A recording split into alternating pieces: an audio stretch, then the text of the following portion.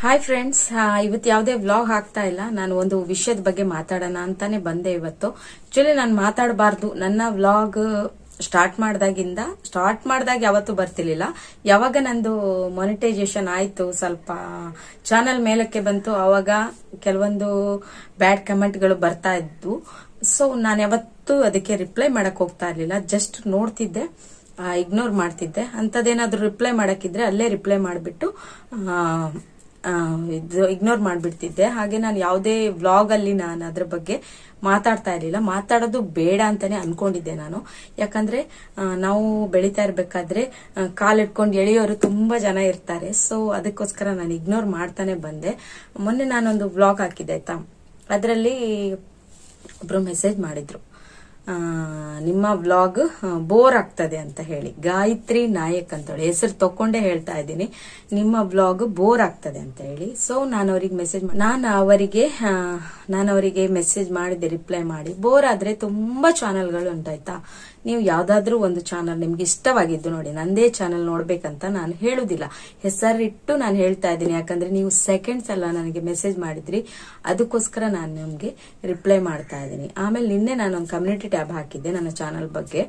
So ಅದರಲ್ಲಿ ಅವರು ನನಗೆ ಮೆಸೇಜ್ ಹಾಕಿದ್ರು, ನಿಮ್ಮ ವಿಡಿಯೋ ಏನಂತ ಅರ್ಥ ಆಗಲ್ಲ, ಸೊ ನಿಮ್ಮ ಚಾನೆಲ್ನ ನೀವು ಕ್ಲೋಸ್ ಮಾಡಿಬಿಡಿ ಪ್ಲೀಸ್ ಅಂತ.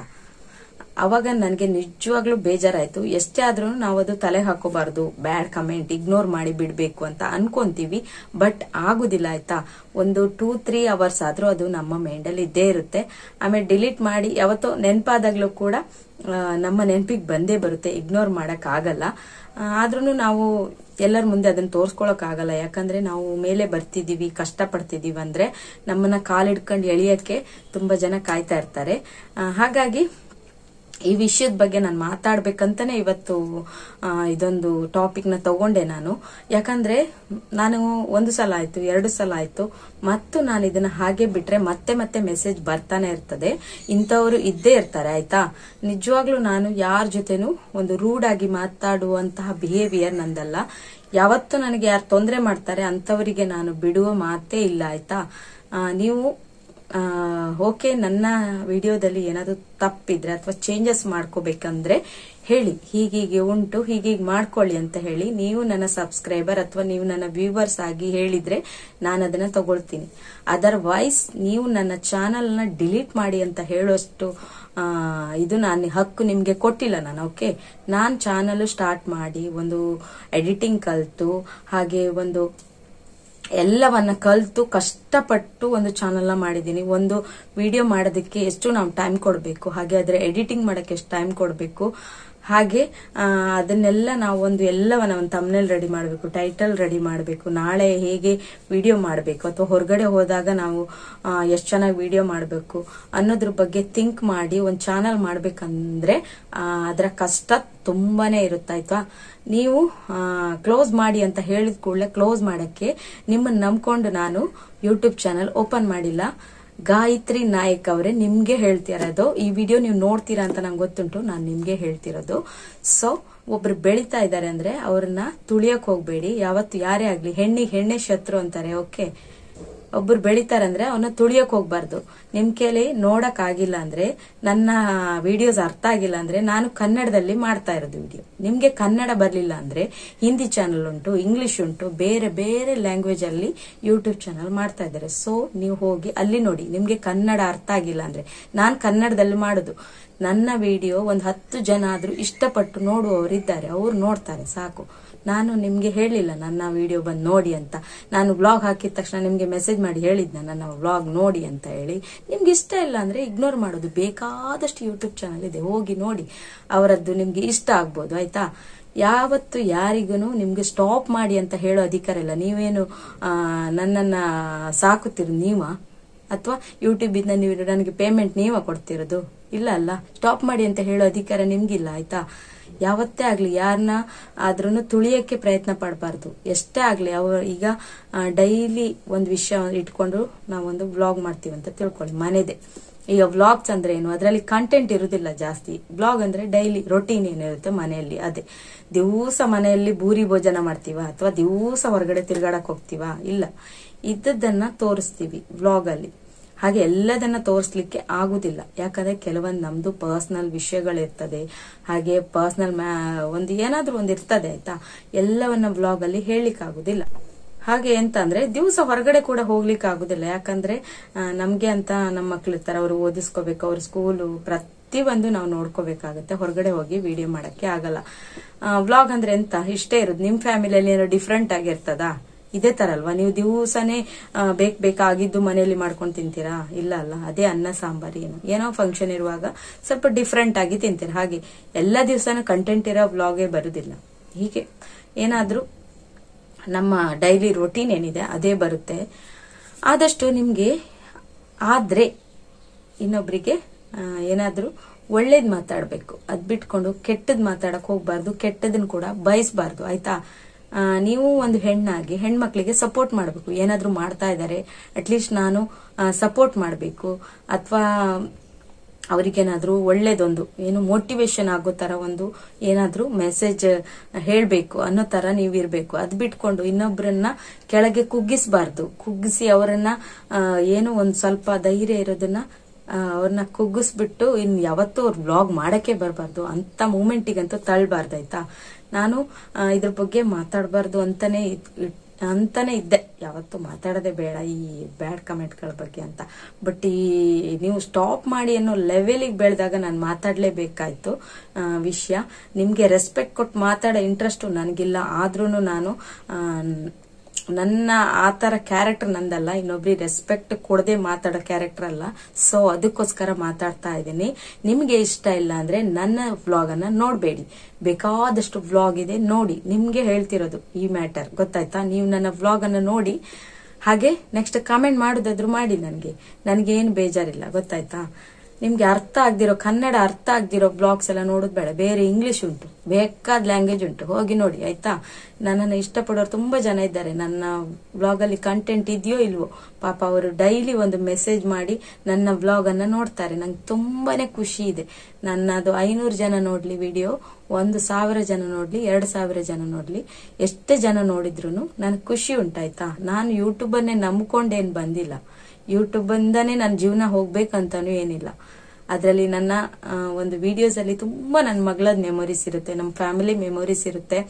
ಎಷ್ಟೋ ಜನ ನಮ್ಮ ರಿಲೇಟಿವ್ಸ್ ಹೇಳ್ತಾರೆ, ಅಂದ್ರೆ ಯಾವ್ದಾರ ಫಂಕ್ಷನ್ ಅಲ್ಲಿ ಅವರಿಗೆಲ್ಲ ವಿಡಿಯೋ ಮಾಡಕ್ಕಾಗಲ್ಲ, ನಾ ಸಂಪೂರ್ಣವಾಗಿ ಎಲ್ಲವನ್ನ ಕ್ಯಾಪ್ಚರ್ ಮಾಡಿದಾಗ ಅವ್ರು ನನಗೆ ಹೇಳ್ತಾ ಇದ್ರು ಕೆಲವೊಂದ್ ದಿವಸ ಫೋನ್ ಮಾಡಿ, ವಿಡಿಯೋಸ್ ಮಾಡ್ಕೊಂಡಿದ್ದೆ ಅಲ್ಲ, ಥ್ಯಾಂಕ್ ಯು ಅಂತ ಹೇಳೋಷ್ಟು ಇನ್ನೊಂದ್ ದಿವಸ ಅವ್ರಿಗೆ ಆ ವಿಡಿಯೋ ನೋಡಿದ್ರೆ ತುಂಬಾನೇ ಖುಷಿ ಆಗ್ತಾ ಇತ್ತು.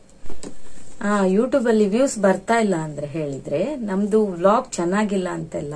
ನನ್ಗಿಂತ ಚೆನ್ನಾಗಿ ವ್ಲಾಗ್ ಮಾಡುವವರು ಇದ್ದಾರೆ, ಅವರಿಗೂ ಪಾಪ 70-80 ವ್ಯೂಸ್ ಬರುತ್ತೆ. ಆದ್ರೂನು ನಾಳೆ ಆದಾಗ ಇನ್ನೂ ವ್ಲಾಗ್ ಹಾಕ್ತಾರೆ, ಯಾಕಂದ್ರೆ ಇವತ್ತೆಲ್ಲ ನಾಳೆ ನಮ್ಗೆ ಸಕ್ಸಸ್ ಸಿಗುತ್ತೆ ಅನ್ನೋ ಒಂದು ಅವರಿಗೆ ಅವ್ರು ಮೋಟಿವೇಟ್ ಮಾಡ್ಕೊಂಡು ವಿಡಿಯೋ ಹಾಕ್ತಾರೆ, ಗೊತ್ತಾಯ್ತಾ. ಇನ್ನೊಬ್ಬರನ್ನ ಯಾವತ್ತೂ ತುಳಿಯಕ್ ಹೋಗ್ಬೇಡಿ. ಯಾವತ್ತೂ ನಿಮ್ಗೆ ಯಾರಿಗಾದ್ರೂ ಪುಷ್ ಮಾಡ್ಬೇಕು, ಅವರಿಗೆ ಏನಾದ್ರೂ ಒಂದು ಒಳ್ಳೆ ರೀತಿಯಲ್ಲಿ ಮಾತಾಡ್ಬೇಕಂತ ಮೈಂಡ್ ಅಲ್ಲಿ ಇಟ್ಕೊಳ್ಳಿ.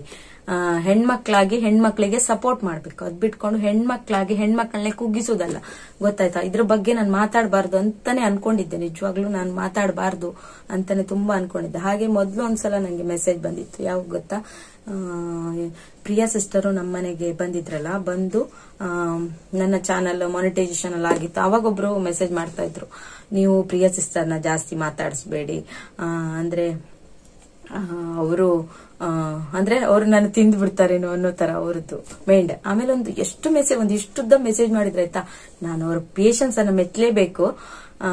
ಅವರ ಯಾರ ಹೆಸರು ಅನ್ನೋದು ನಂಗೆ ನೆನಪೋಯ್ತು. ನಾನು ಅಕ್ಕಂಗೆ ಅದಾದ್ಮೇಲೆ 2-3 ಸಲ ಪ್ರಿಯಾಕ್ಕನ್ ಮನೆಗೆ ಹೋಗಿದ್ದೆ, ಬಟ್ ನಾನು ಅವ್ರಿಗೆ ಹೇಳಲೇ ಇಲ್ಲ ಆಯ್ತಾ, ಬ್ಯಾಡ್ ಕಮೆಂಟ್ ಬಂದು. ಯಾಕಂದ್ರೆ ಇನ್ನೊಬ್ರಿಗೆ ಯಾರಿಗೂ ಹೇಳ್ಬಿಟ್ಟು ನಂಗೆ ಹರ್ಟ್ ಮಾಡೋ ಮನಸ್ಥಿತಿ ನಂದಲ್ಲ ಆಯ್ತಾ. ಸೊ ಹಾಗಾಗಿ ನಾನು ಅವ್ರಿಗೆ ಹೇಳಲೇ ಇಲ್ಲ. ನನ್ನ ಮೈಂಡಲ್ಲಿ ಇತ್ತು, ಅವರು ಮೆಸೇಜ್ ಮಾಡಿ ಇಷ್ಟುದ್ದ ಉಂಟು, ಅವರ ಗಂಡನೇ ಅಲ್ಲ, ಅವ್ರ ಅತ್ತೆ ಮಾವನೇ ಅಲ್ಲ, ಮಕ್ಕಳು ಹಾಗೆ, ಅವರು ಹೀಗೆ, ಹಾಗೆ ಅವ್ರು ಸುಳ್ಳು ತೋರ್ಸುದು, ಹಾಗೆ ಹೀಗೆ ಎಂತೆಲ್ಲ ಮೆಸೇಜ್ ಮಾಡಿದ್ರು ಅವರು ನನಗೆ. ನಿಜವಾಗ್ಲೂ ನಾನು ಅವ್ರಿಗೆ ಹೇಳಿದೆ, ನಾನು ಅವ್ರ ಮನೆ ಹತ್ರನೇ ಇರೋದು, ಅವ್ರು ಏನಂತ ನಂಗೆ ಗೊತ್ತುಂಟು, ಅವ್ರ ಗಂಡ ಯಾರು, ಅವ್ರ ಮಕ್ಳು ಯಾರು, ಅವ್ರ ಅತ್ತೆ ಮಾವ ಯಾರು ಎಲ್ಲ ನಂಗೆ ಗೊತ್ತುಂಟು. ನಾನು ಅವ್ರ 1.5 ವರ್ಷ ಜಾಸ್ತಿ ನನ್ನ ಮನೆ ಹತ್ರನೇ ಇದ್ರವರು. ಅವ್ರ ಮನೆಗೆ ಹೋಗಿ ಬಂದು ಎಲ್ಲ ಮಾಡಿದೀನಿ. ಅವ್ರ ಮಾವ ಯಾರು, ಗಂಡ ಯಾರು, ಮಕ್ಳ ಯಾರು ಅಂತ ನಂಗೆ ಗೊತ್ತಿಲ್ವಾ? ಬಂದು ನೀವು ನನ್ನ ಹತ್ರನೇ ಹೇಳ್ಬೇಕಾ ಅದನ್ನ? ನಿಜವಾಗ್ಲೂ ಜನರ ಮೈಂಡ್ ಎಷ್ಟಂದ್ರೆ ಹೀಗೆ ಇನ್ನೊಬ್ಬರ ಬಗ್ಗೆ ಗಾಸಿಪ್ ಮಾಡೋದಂದ್ರೆ ಹೀಗೆ. ಅದ್ರಲ್ಲೂ ಹೆಂಗಸ್ರೇ ಗಾಸಿಪ್ ಮಾಡೋದಾಯ್ತಾ. ಈ ತರ ಎಲ್ಲ ಹೇಳಿದ್ರವ್ರು. ನಂಗೆ ಶಾಕ್ ಆಯ್ತು, ಇವ್ರಿಗೆ ಎಂತ ಆಗಿದೆ ಅಂತ ಹೇಳಿ. ಇದನ್ನ ಯಾರಾದ್ರೂ ಗೊತ್ತಿಲ್ದವ್ರಿಗೆ ಹೇಳಿದ್ರೆ ಹೌದು ಇರ್ಬೋದು ಹಾಗೆ ಹೀಗೆ ಅಂತ ಅವರು ಇನ್ನೊಬ್ಬ 4 ಜನಿಗೆ ಹೇಳುದು, ಹಾಗೆ ಅವ್ರ ಬಾಯೆಲ್ಲ ಸಹ ಬರ್ತದೆ. ಹೀಗೆ ಗಾಸಿಪ್ ಮಾಡೋದ್ರಲ್ಲಿ ಹೆಂಗಸರು ಬೆಸ್ಟ್ ಆಯ್ತಾ. ನಾನು ಹೇಳ್ದೆ ಎಲ್ಲರ ಬಗ್ಗೆ ನಾನು ಹೇಳುದಲ್ಲ, ಅಂತದ್ರಲ್ಲಿ ಕೆಲವರು ಇನ್ನೊಬ್ಬರನ್ನ ತುಳಿಲಿಕ್ಕೆ ಅಂತಾನೆ ಕೆಲವು ಹೆಂಗಸರು ಇರ್ತಾರೆ. ಅವ್ರಿಗೆ ಕೆಟ್ಟ ಬುದ್ಧಿ ಆಯ್ತಾ. ನಿಮ್ಗೆ ಆ ದೇವರೇ ಶಿಕ್ಷೆ ಕೊಡ್ತಾನೆ, ಗೊತ್ತಾಯ್ತಾ. ಕೆಟ್ಟ ಬುದ್ಧಿ ಯಾವತ್ತು ಇನ್ನೊಬ್ರನ್ನ ಕುಗ್ಗಿಸೋದು, ಇನ್ನೊಬ್ರಿಗೆ ಕೆಟ್ಟದ್ ಬಯಸೋದು, ಆತರ ಎಲ್ಲ ಮಾಡಕ್ ಹೋಗ್ಬೇಡಿ. ನಿಮ್ ಕೆಲ ಆಗತ್ತಾ ಇನ್ನೊಬ್ರಿಗೆ ಒಳ್ಳೇದ್ ಮಾಡಿ, ಇಲ್ಲ ಅಂದ್ರೆ ಬಾಯಿ ಮುಚ್ಕೊಂಡು ಸುಮ್ನೆ ತೆಪ್ಪಗಿದ್ಬಿಡಿ ಆಯ್ತಾ. ಹಾಗೆ ನಿಮ್ಗೆ ಯಾರದಾರು ವ್ಲಾಗ್ ನೋಡಕ್ ಇಷ್ಟ ಇಲ್ಲ ಅಂದ್ರೆ, ಅಥವಾ ಅವರಲ್ಲಿ ಕಂಟೆಂಟ್ ಇಲ್ಲ, ಅವ್ರ ವ್ಲಾಗ್ ಚೆನ್ನಾಗಿಲ್ಲ ಅಂದ್ರೆ ನೋಡೋದೇ ಬೇಡ. ಯಾರು ನಿಮ್ಗೆ ಯೂಟ್ಯೂಬರ್ಸ್ ಬಂದು ನನ್ ವ್ಲಾಗ್ ನೋಡಿ ಅಂತ ಬೆಳಿಗ್ಗೆ ಎತ್ಕೊಳ್ಳೆ ವ್ಲಾಗ್ ಹಾಕಕ್ಕಿಂತ ಮುಂಚೆ ಮೆಸೇಜ್ ಮಾಡ್ತಾರ? ಇಲ್ಲ ಅಲ್ಲ. ಇಷ್ಟ ಆದ್ರೆ ನೋಡುದು, ಇಷ್ಟ ಆದ್ರೆ ಬಿಡಿ. ನಾವ್ ಯಾವಾಗ್ಲೂ ಹೇಳ್ತೀನಿ ಸಬ್ಸ್ಕ್ರೈಬ್ ಮಾಡ್ಕೊಳ್ಳಿ, ಇಷ್ಟ ಆದ್ರೆ ಮಾತ್ರ ಲೈಕ್ ಮಾಡಿ ಅಂತ. ಇಷ್ಟ ಇಲ್ಲ ಅಂದ್ರೆ ಲೈಕ್ ಮಾಡಬೇಡಿ. ನೀವು ವಿಡಿಯೋ ಕಂಟೆಂಟ್ ಇದೆ ನಿಮ್ಗೆ ಇಷ್ಟ ಆಯ್ತಂದ್ರೆ ಮಾತ್ರ ಲೈಕ್ ಮಾಡಿ, ಇಲ್ಲ ಅಂದ್ರೆ ಲೈಕ್ ಮಾಡೋದೇ ಬೇಡ. ಹಾಗೆ ಯಾರ ಚಾನಲ್ ಅನ್ನ ನಿಮ್ಗೆ ಕ್ಲೋಸ್ ಮಾಡಿ ಅಂತಲ್ಲ ಹೇಳೋಷ್ಟು ರೈಟ್ಸ್ ನಿಮ್ಗಿಲ್ಲ ಆಯ್ತಾ. ಅದನ್ನ ಚಾನಲ್ ಓಪನ್ ಮಾಡಿದ್ ನಾನು, ನನಗೆ ಬೇಕಾದ್ರೆ ನಾ ಮಾಡ್ತೀನಿ, ಬೇಡ ಅಂದ್ರೆ ಬಿಡ್ತೀನಿ ಆಯ್ತಾ.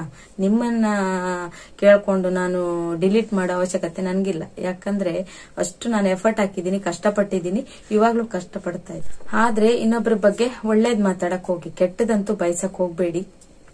ಇಷ್ಟೇ ನಾನು ಹೇಳೋದು. ತುಂಬಾ ನಾನು ಕೊರಿತಾ ಇದ್ರೆ ನಿಮ್ಗೂನು ಕೇಳಕ್ಕೆ ಇದಾಗುತ್ತೆ, ಕಷ್ಟ ಆಗ್ಬಹುದು.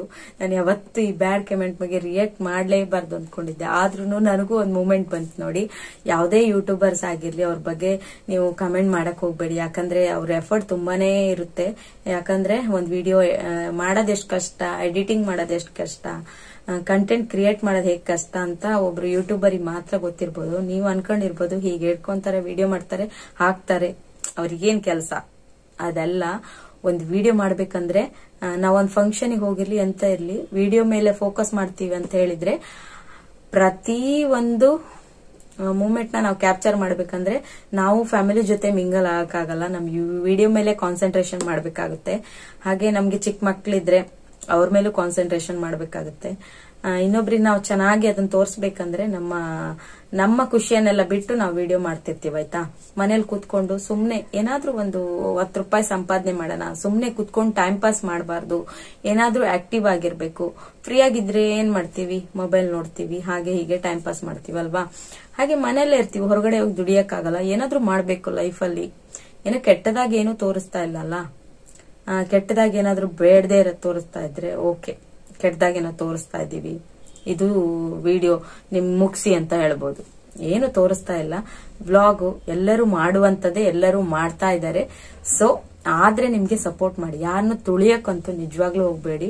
ಯೂಟ್ಯೂಬರ್ಸ್ ಅಂದ್ರೆ ಒಂಥರ ನಿಮ್ಗೆ ಕೈಗೆ ಸಿಕ್ಕಿರೋ ಕಸ ಅಂತ ಅನ್ಕೋಬೇಡಿ ಆಯ್ತಾ. ಯಾರಿಗೆ ಅದ್ಲಿ ಬ್ಯಾಡ್ ಕಮೆಂಟ್ ಯಾವತ್ತೂ ಮಾಡಕ್ ಹೋಗ್ಬೇಡಿ. ಆದ್ರೆ ಸಪೋರ್ಟ್ ಮಾಡಿ, ಇಲ್ವಾ ಸುಮ್ಮನೆ ತೆಪ್ಪಗೆ ಇದ್ಬಿಡಿ ಅಷ್ಟೇ ನಾನು ಹೇಳುದು. ಇದನ್ನ ನಾನು ಹೇಳಿದ್ದು ನನಗೆ ಬ್ಯಾಡ್ ಕಮೆಂಟ್ ಯಾರು ಮಾಡಿದ್ದಾರೆ ಅವರಿಗೆ, ಗೊತ್ತಾಯ್ತಾ. ಇನ್ನು ನೀವು ನನ್ನ ವ್ಲಾಗ್ ನೋಡುದೇ ಬೇಡ, ನೋಡಿ ಅಂತ ನಾ ಹೇಳುದೇ ಇಲ್ಲ, ನೋಡುದು ಬೇಡ. ಇಷ್ಟೇ ನಾನು ಹೇಳಕ್ಕಿರೋದು. ಹಾಗೆ ನಾಳೆಯಿಂದ ನನ್ನ ವ್ಲಾಗ್ ಬರುತ್ತೆ. ಯಾರೇ ಬ್ಯಾಡ್ ಕಮೆಂಟ್ ಮಾಡ್ಲಿ, ಎಂತದೇ ಮಾಡ್ಲಿ, ಯಾರ ಮೈಂಡ್ ಅಲ್ಲಿ ಎಂತದೇ ಇರ್ಲಿ, ನನಗೆ ತಲೆ ಕೆಡ್ಸ್ಕೊಳ್ಳೋದಿಲ್ಲ ನಾನು. ಹಾಗೆ ನೀವು ಒಬ್ರು ನನಗೆ ಬ್ಯಾಡ್ ಕಮೆಂಟ್ ಮಾಡ್ಬೋದು, ಅದರಲ್ಲಿ ಎಷ್ಟೋ ಜನ ನನಗೆ ಸಪೋರ್ಟ್ ಮಾಡೋರು ಇದ್ದಾರೆ. ಹಾಗೆ ನನ್ನ ಮಗಳ ಹತ್ರ ನಿನ್ನೆ ನನಗೆ ಬೇಜಾರಾಯ್ತು. ನಾನು ಅವಳ ಹತ್ರ ಹೋಗಿ ಕೇಳಿದೆ, ಮಗ ನಮ್ ವ್ಲಾಗ್ ಮಾಡೋದ್ ಬೇಡವೇನೋ ಮಗ ಅಂತ ಹೇಳಿದೆ. ಅವಳು ಹೇಳಿದ್ದು, ಮಮ್ಮಿ ಕಷ್ಟಪಡ್ಬೇಕು ಮಮ್ಮಿ, ಕಷ್ಟಪಟ್ರೆ ಮಾತ್ರ ನಮ್ಗೆ ಪ್ರತಿಫಲ ಸಿಗೋದು ಅಂತ ಅವಳು ನಂಗೆ ಹೇಳಿದ್ಲು. ಅವಳು 6 years ಬೇಬಿ ಆಯ್ತಾ. ಅವಳಿಗಿರೋ ಬುದ್ಧಿ ನಿಮ್ಗಿಲ್ಲ. ಅದಕ್ಕಿಂತ ನೀವು ಚೀಪ್ ಆಗೋದ್ರಿ, ಆ ಮಕ್ಳಕ್ಕಿಂತನೂ ಚೀಪ್ ಆಗೋದ್ರಿ. ಇಷ್ಟೇ. ಇನ್ಮೇಲೆ ನೀವು ನನ್ನ ವಿಡಿಯೋನ ನೋಡುದಿಲ್ಲ ಅಂತ ಅನ್ಕೊಂಡಿದೀನಿ. ಕಮೆಂಟ್ ಮಾಡೋದಾದ್ರೆ ಮಾಡಿ ನೋಡುವ, ಅದಕ್ಕೆ ನಾನು ರಿಪ್ಲೈ ಮಾಡ್ತೀನಿ ಆಯ್ತಾ. ಇಷ್ಟ ಹೇಳಿ ನಾನು ಇವತ್ತಿನ ವ್ಲಾಗ್ನ ಎಂಡ್ ಮಾಡ್ತೀನಿ. ಹಾಗೆ ನೆಕ್ಸ್ಟ್ ನನ್ನ ವ್ಲಾಗ್ ಬರುತ್ತೆ, ಸಪೋರ್ಟ್ ಮಾಡಿ ಇಷ್ಟಪಡೋರು. ಹಾಗೆ ಸಬ್ಸ್ಕ್ರೈಬ್ ಮಾಡದೆ ನೋಡ್ತಿರೋರು ಪ್ಲೀಸ್ ಸಬ್ಸ್ಕ್ರೈಬ್ ಮಾಡ್ಕೊಳ್ಳಿ. ಓಕೆನಾ? ನೆಕ್ಸ್ಟ್ ವ್ಲಾಗ್ ಅಲ್ಲಿ ಸಿಗೋಣ. ಅಲ್ಲಿವರೆಗೂ ಟೇಕ್ ಕೇರ್. ಬಾಯ್ ಬಾಯ್.